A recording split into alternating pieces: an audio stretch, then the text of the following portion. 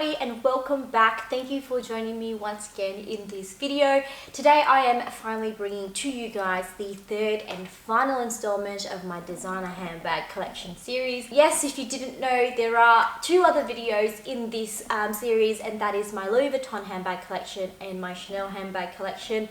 This third one is going to be my handbag collection from the various other premium designer brands that I do own bags from. So if you are curious what else I have in my designer handbag collection, stay tuned. But before we start, I just wanted to say, if you are new here, welcome. My name is June. I work full-time as a doctor, but I do also do YouTube and blogging as a hobby. And obviously I have a mad obsession with designer handbags. So if you're curious what I get up to in my day-to-day life, or any other handbag videos, check out the rest of my channel. And obviously if these videos are right up your alley, make sure you do hit the subscribe button and the notification bell so you don't miss out on any future videos. And if you are a fellow subby, welcome back. Thank you for joining me once again. I'm going to do a quick disclaimer because information is knowledge. So if you didn't know, as I said, I work full-time. I have my own career, so all of these bags I did purchase on my own with my own money, which I worked very hard for. And I haven't gone overseas in sort of 5 years, so there are sacrifices to be made if you are buying a lot of designer handbags. But to each their own, however you want to spend your money. And basically, if you're offended by this, please just click out. There is no need to stay and leave hate comments. I just feel like it's unnecessary. Now, it goes without saying that these are designer handbags, but they are from other premium brands apart from Chanel and Louis Vuitton. And as much as I love Chanel and Louis Vuitton, I do like to branch out and being really fashion focused. Being an Instagrammer, blogger, I do like to vary things up a bit and diverge out of just the classic. Obviously Louis Vuitton and Chanel, they're the market is so oversaturated with those bags that it's nice to have something a little bit different. But if you are in the market for your first designer handbag, I will admit that it's probably wise to go for Chanel or Louis Vuitton or Hermes, even if you can afford it, just because resale value wise they do hold up a lot better. The trend tends to be with contemporary, or not even contemporary, but like other premium designers such as Saint Laurent, Chloe, Celine. The resale value isn't as amazing, so that is something that you should probably bear in mind. And in the past I've been quick to judge the bags, thinking that they're subpar compared to Louis Vuitton and Chanel, but that truly isn't the case. And there are a few bags here that I will share with you in a minute that have held up and have surprised me significantly. So without further ado, let's get on to the first bag. And the first bag that I'm actually going to share with you is this Saint Laurent Kate Tassel chain bag. This is in the cropped embossed calfskin leather, and this does come with the silver hardware. This was the very first ever bag that I purchased outside of the Louis Vuitton and Chanel brand, and I have to admit I was initially a bit hesitant when I received it because I felt like the leather was just not as amazing as Chanel leather or even Louis Vuitton that I felt. But over time with use, it's actually softened up quite a lot, and I actually think it's worn quite well. It feels a lot better than when I first received it. It feels more like real leather, whereas initially it felt like fake leather when I got it. And the hardware has actually been amazing. It hasn't tarnished at all, and I've not had any issues with this bag. Hands down, one of my most used, most reachable bag, because it's just a beautiful bag. It's got such stunning details and it's very versatile, and it fits quite a lot. So definitely one of my faves, one that I would strongly recommend and I think is completely worth your money. So that is the Kate Tassel chain bag, and I do have a review on this. I do have like a what's in my bag on this. I've made quite a few videos on this, so I'll put the links in the info bar to all the relevant videos. Make sure to check it out because that info box is full of like useful links and information for you. Alright, moving on. The next bag that I've got next to me here is the JW Anderson Pierce bag. This is 100% a trend bag. And the hype was real on this bag on Instagram, and that's sort of why I got it. Totally influenced by social media, but I don't regret it one bit. I got this secondhand, so I didn't pay full price for it, although the regular retail price for this is actually not bad at all. You can pick this up for 1,500 Australian dollars from My Teresa or even Matches Fashion. It's an amazing price point for an all leather bag. JW Anderson is the creative director for Loewe as well. This is what it looks like. It has the very striking nose ring detail, and it sort of looks like a nose that's been pierced, and I think that's why it's called a pierced bag. But it's basically an accordion style shoulder bag, and this is the interior. It's lined with this raw cowhide interior, and it features a very, very large pocket on the back. I did do a reveal video on this, so I will link that. It's a pretty simple bag. It's, I guess, you know, it's accordion style, and then it just has this flat closure. The negative thing about this is obviously the fact that it doesn't have any sort of magnet or any fastening to make it a little bit more secure, and the strap is quite short, but it sort of adds to the overall aesthetics of it. It really just makes this bag. One thing I do frequently though is I put like a longer shoulder strap on these two rings, so I can wear it as a crossbody if I wanted to, which just makes it a lot more versatile because I very rarely wear it on the shoulder.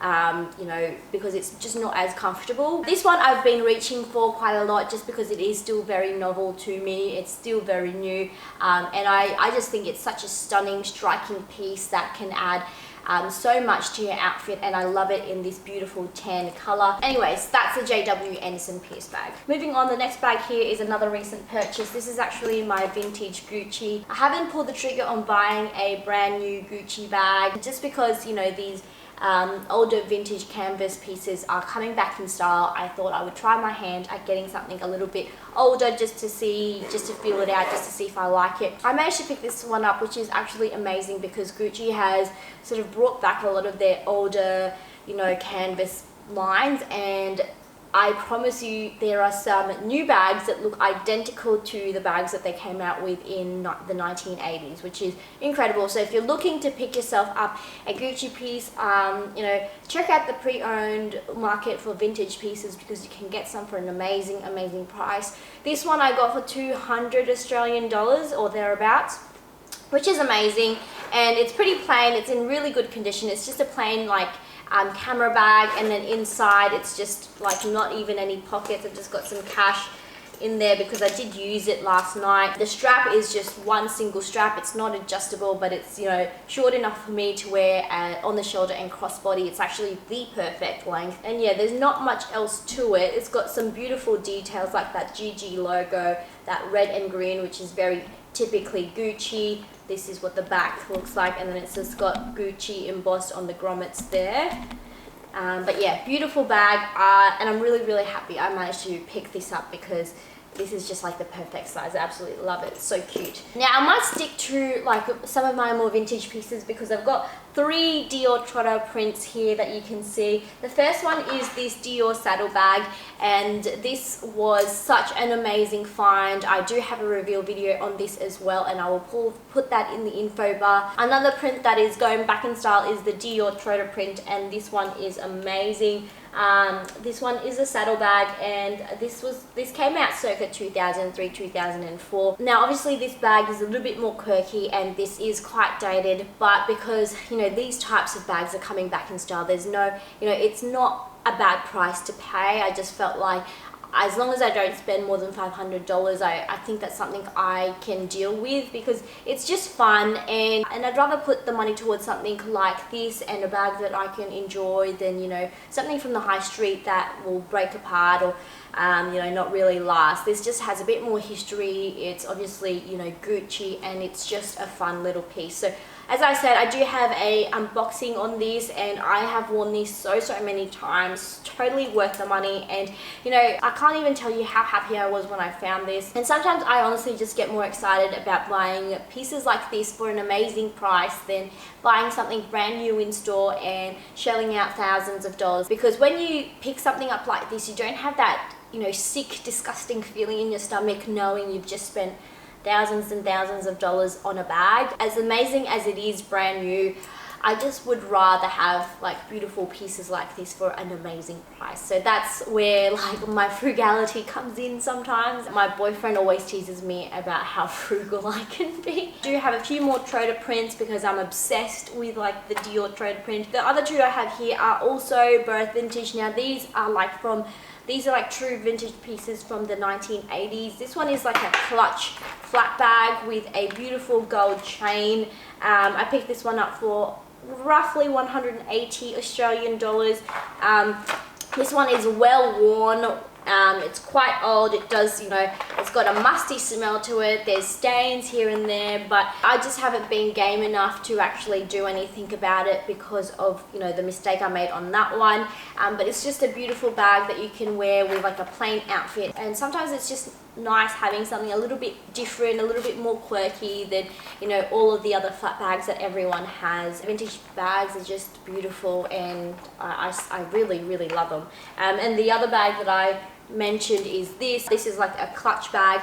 My mistake with this one was I tried cleaning the cloth, and because of that it's basically faded.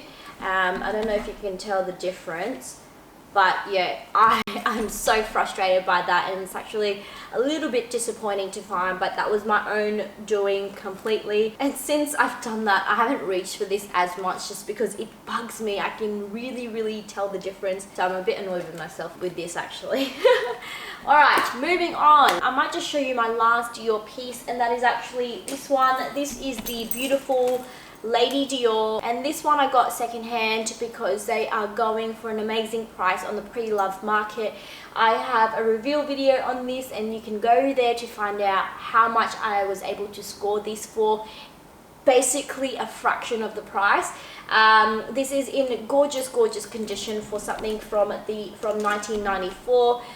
You can see there that the leather has held up very well. Because I got it secondhand, I just treat it like any other bag. I don't baby it. I fill it to the brim, and I just like wear it as it needs to be, and I don't have to be fussy about it, which I absolutely love. I love the structure of it. I love how it's sort of a top handle ladylike bag, and I also really love that it comes with a shoulder strap, and you can, you know, replace this shoulder strap to make it a little bit more modern if you wanted. So a beautiful bag. If you're looking to purchase yourself a Lady Dior, I would strongly recommend you go pre-owned, because these retail for about 7,000 Australian dollars, basically the same price as a Chanel. However, the resale value isn't amazing. So for that amount of money, you sort of want to know that you can at least get half of it back, and with Dior, you just don't get that guarantee. But if it's something that you love and adore and you know you're going to keep forever, definitely get brand new, because it's absolutely gorgeous. And the new ones now have so many different styles and variations of the classics. Beautiful classic bag that I think will be in fashion for a very long time. So there you go. The next one I have here is my Celine belt bag. I love this bag. I love the structure of this bag. I love the color. It is in the Celine Mini, and this is in the June drummed leather. This is a highly controversial bag just because it was not something that everyone loved because of the very fussy opening. With this bag, it's a double closure, so you basically have to pull down on this flap to open, and then once you get this very annoying flap opened, you also have this zipper closure to open the bag. Once you open the bag, it's quite spacious, and it is lined with this beautiful raw cowhide leather. You can fit an 11-inch MacBook, but not a 13-inch MacBook Pro, which is a little bit annoying because that's the size that I have. But you can still fit like a DSLR and, you know, other bigger pieces in here. Now for me, the opening hasn't bothered me too much. It was something I knew about when going to buy this bag, and it was something I was willing to put up with because of just how beautiful this bag is. If I'm too busy, I just sort of leave it out and let it sort of close on top. A lot of people also argue that it's a bit dated because, you know, Celine bags have a bad habit of becoming super trendy, and then they become, you know, really dated because of that. I actually think that the look of this bag look quite classic, and even if you don't know Celine, if you just saw this bag, you would think it's beautiful. It's not too out there. I mean, there are some, you know, pretty intense Celine bags, like the what's the one with like the Phantom, and like there's the tie bag, which are pretty full on. That's something to consider when you're purchasing your first like Celine bag or any other bag that has a lot of things going on, has a very statement structure or statement details. You just need to sort of analyze it a little bit and think going forward, is this a bag that you'll still carry, or will this look really dated?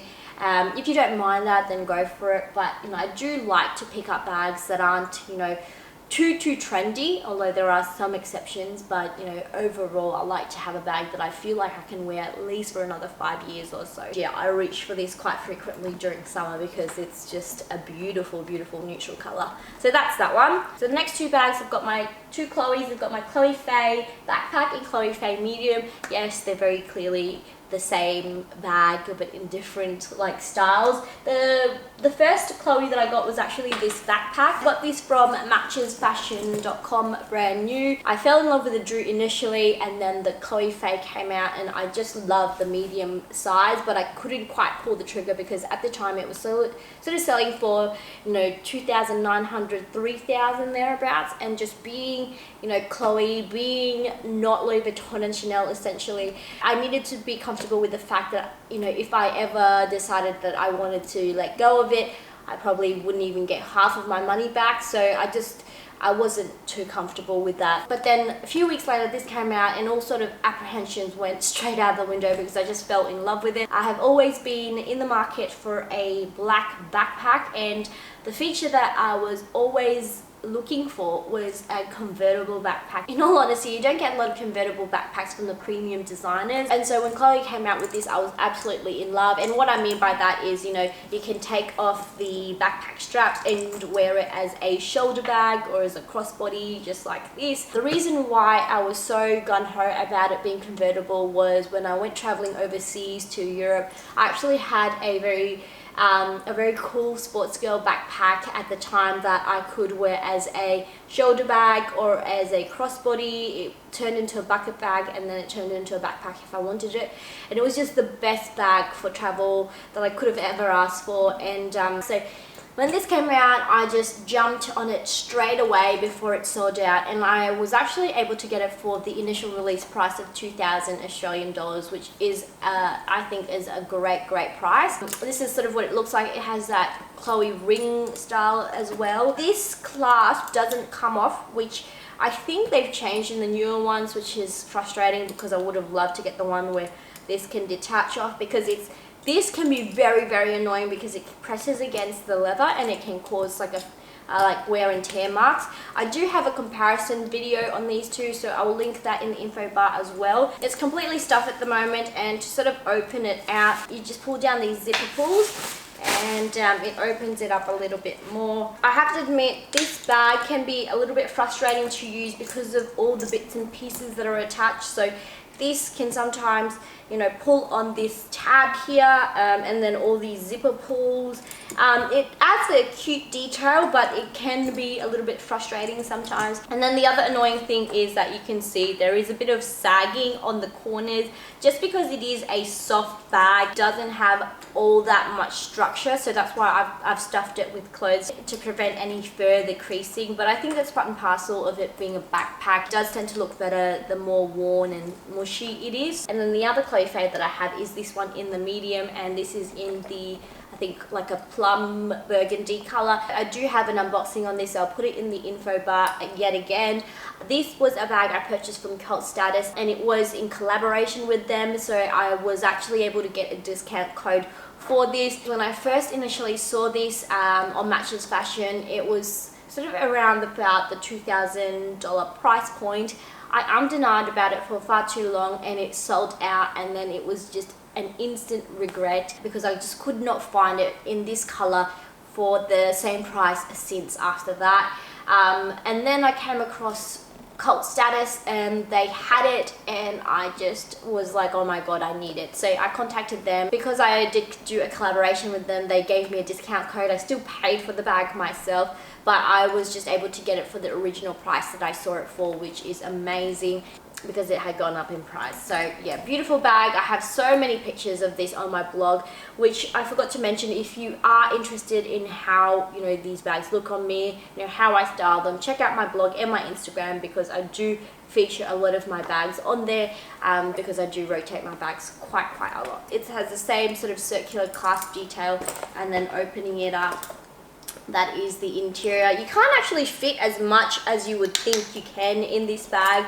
I certainly can fit a lot more in the backpack than in the shoulder bag, but it's still a beautiful bag, and this color is just stunning. You'd think that it's quite difficult to wear, but it's actually a lot more neutral than you'd think. This matches perfectly with, you know, navy, with green, with peach, with white, with black, with whatever color. It actually goes really, really well with it. So I've had no issues styling this bag at all. And when I want to reach for, you know, a beautiful, gorgeous red or a pop of color or something just a little bit different to add to my outfit, this is just such a perfect bag to complement your outfit. Worth all the fussiness because the color is so beautiful. So love this one. And then finally, the last bag that I have to share with you, all the way at the back there, is my Balenciaga, and this is my Balenciaga Metallic City Edge. I also bought this from Cult Status. This was the first ever bag that I purchased from them, and I also do have a review video on this. I think I've had this now for about a year and a half. I bought it for my birthday the previous year, and I did actually buy it brand new, which I probably would never recommend anyone do, especially for Balenciaga. Balenciaga basically does not resell very well at all. You can find them, pick them up for a quarter of the original retail price, especially just like the classic Balenciaga City.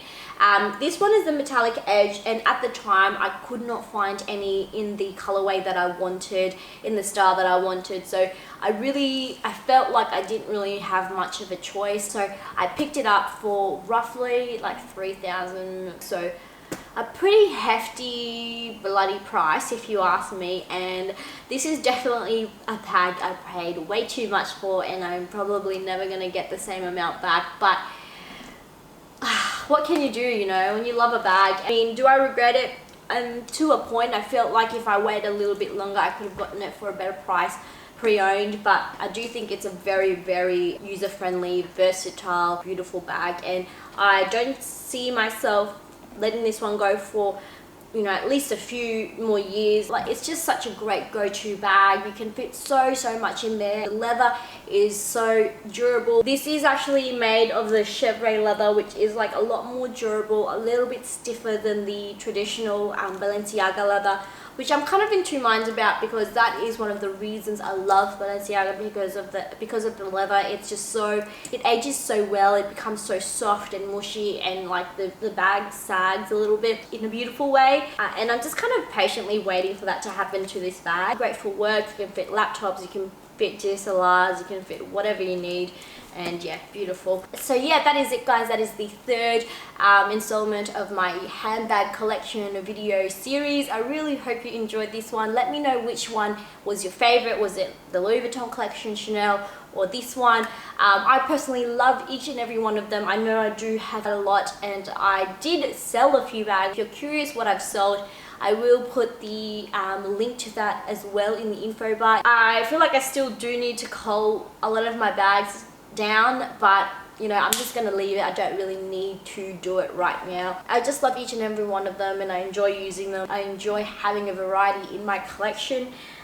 But yeah, thank you so much for taking the time out of your busy schedule to join me in this video. I'm sorry if I rambled a little bit too long. As I said, I'll put the links to the other videos in the info bar. Please give this video a massive thumbs up if you enjoyed it. Comment in the comment section what is your favorite bag, and if there are bags in this video that you want me to do a review on, a what's in my bag, whatever have you, just let me know and I will try and do that for you. Just wanted to say before I go, thank you so much, you guys, for all the wonderful support and feedback that you've given me. Just to let you guys know, this coming year I probably may not be as active as I have been, just because I will be sitting my fellowship exam. So it's my final exams until I get to be a fellow or a consultant in general practice. So I do really have to buckle down. So I do apologize in advance if I don't make as many videos in the next few months, but I will try and stay as active as I can on my Instagram and on my blog. So make sure to follow me there. I would love it if you guys can leave me some love every now and then. But yeah, that's it, guys. I might just leave it here. As always, I hope you guys are having a wonderful week or weekend, and I will see you guys in my next one. Bye.